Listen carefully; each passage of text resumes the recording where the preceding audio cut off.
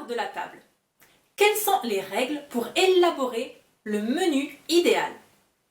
Bonjour, je suis Anne Nagas, la fondatrice d'Apprendre les bonnes manières, expert de l'étiquette à la française. Dans cette brève vidéo, 5 règles à respecter pour avoir un menu parfait. Présenter un menu idéal à ses invités. Première règle, les ingrédients ne doivent pas se répéter. Si à l'entrée, vous avez eu quelque chose avec des tomates, il ne peut même plus y avoir de sauce tomate par la suite. Non, les ingrédients ne se répètent pas. Donc, attention aux plats trop compliqués, trop sophistiqués, parce que rapidement, ça va vous éliminer comme beaucoup de choses. Deuxième point, ne passez pas trop de temps en cuisine. Il ne convient pas de disparaître trop longtemps. Même si vous êtes un couple et l'un est à table, l'autre est en cuisine, essayez de limiter le plus de temps l'absence face à vos invités.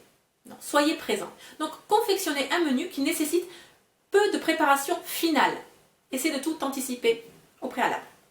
Troisième point, idéalement, des produits de saison, des produits locaux et encore plus idéalement, respectez les allergies de vos invités, les régimes particuliers ou les allergies. Quatrième point, servir à l'assiette ou au plat. Bon, sans que ce soit une règle absolue, c'est juste une tendance. Pour les repas entre intimes, famille et très proches, le plat est bon. Par contre, plus on monte en gamme, plus le service se fait à l'assiette. Généralement, pour un samedi soir entre amis, vous allez servir l'entrée à l'assiette et ensuite pour le plat principal, ce sera un plat commun et chacun va pouvoir doser sa ration en quelque sorte. C'est aussi un très bon compromis parce que ça évite le gaspillage. Alors que le service à l'assiette, il y en a trop pour certains, pas assez pour d'autres et on se force à finir. C'est un peu plus délicat. Donc, des avantages et des inconvénients. Enfin, cinquième point.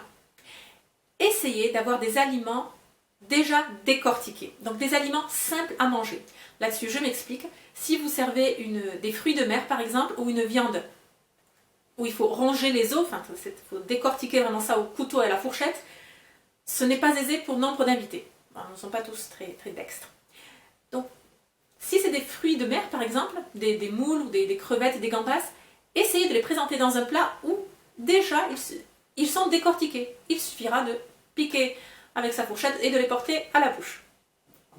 Je ne vous présente pas de menu exact, plats, aliments, etc. Il y en a beaucoup dans des manuels de savoir-vivre. Je ferai peut-être une vidéo prochainement à ce sujet. C'est d'ailleurs très intéressant de constater cette évolution entre les 10 plats et jusqu'aux 3 plats actuels. Bon, très intéressant. Et en fait, ça dépend aussi grandement de l'art des cuisiniers. Bien, j'espère que cette vidéo vous a plu et sera instructive. On se retrouve très prochainement sur YouTube avec d'autres enseignements sur l'étiquette, le protocole, le savoir-vivre. Abonnez-vous à la chaîne YouTube pour être sûr de ne rien manquer des prochaines vidéos. Je vous retrouve très prochainement avec d'autres leçons.